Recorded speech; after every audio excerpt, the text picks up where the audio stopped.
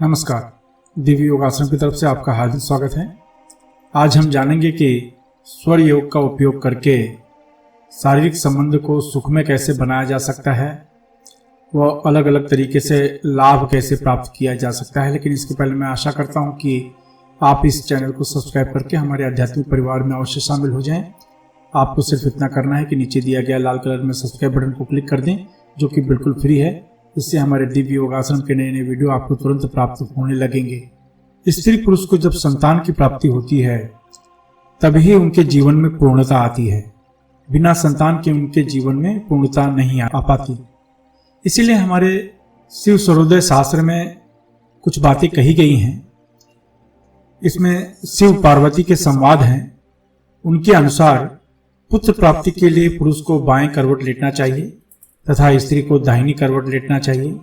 ऐसा करने से पुरुष का सूर्य स्वर यानी दाहिनी नासिका से श्वास चलने लगता है, और जब स्त्री दाहिनी करवट में लेटती है तो कुछ समय बाद उसका चंद्र स्वर यानी बाईं नासिका से श्वास चलने लगती है।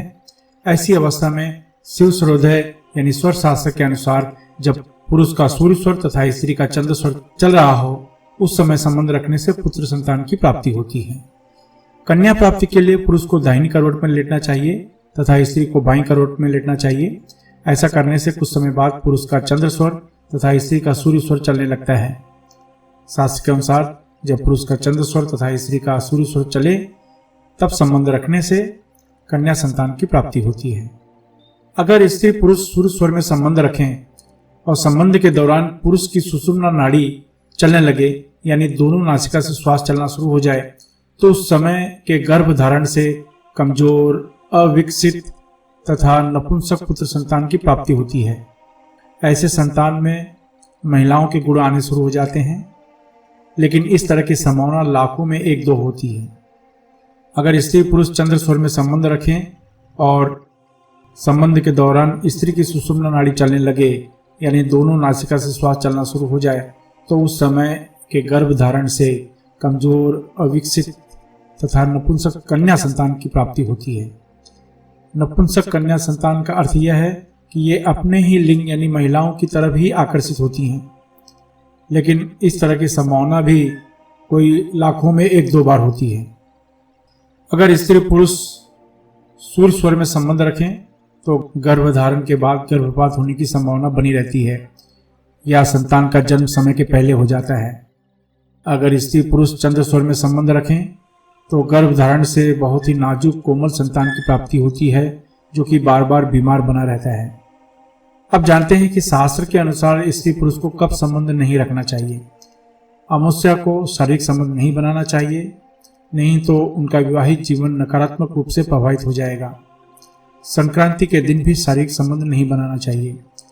श्राद्ध पक्ष के समय भी शारीरिक संबंध नहीं बनाना चाहिए।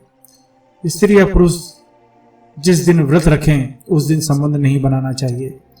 गर्भवती स्त्री हो तो शुरुआत के 3 महीने संबंध नहीं बनाना चाहिए। बच्चे के जन्म के 1 महीने तक संबंध नहीं रखना चाहिए। नवरात्रि में संबंध नहीं बनाना चाहिए। ब्रह्म मुहूर्त के बाद शारीरिक संबंध को मना किया गया है। ब्रह्म मुहूर्त यानी सुबह 3 बजे के बाद शारीरिक संबंध को शास्त्रों में वर्जित माना गया है। आशा है ये बातें आपकी सीखने में मदद करेगी। इसके अलावा लोगों में आध्यात्मिक ज्ञान के प्रति जागरूक करने के लिए हमारी संस्था दिव्य योगाश्रम अलग अलग शहरों में 2 दिन का कुंडलिनी ध्यान शिविर आयोजित कर रही है। इसमें भाग लेना बिल्कुल फ्री है, एकदम निःशुल्क है। इसलिए अगर आप अपने शहर में सीखना चाहते हैं तो नीचे डिस्क्रिप्शन में लिंक दिया गया है, जहां पर आप अपने शहर में सीखने के लिए बुकिंग कर सकते हैं। इसके अलावा जो चैरिटेबल ट्रस्ट, संस्था या योगा केंद्र चला रहे हैं वे अपने ग्रुप में निःशुल्क कुंडलिनी ध्यान का आयोजन करवा सकते हैं। इसके अलावा जो सामाजिक कार्य करने की इच्छा रखते हैं वे भी कुंडलिनी ध्यान शिविर अपने यहाँ आयोजित करके समाज को लाभ पहुंचा सकते हैं। आप अपने जीवन में हमेशा तरक्की करें। इसी शुभकामना के साथ धन्यवाद।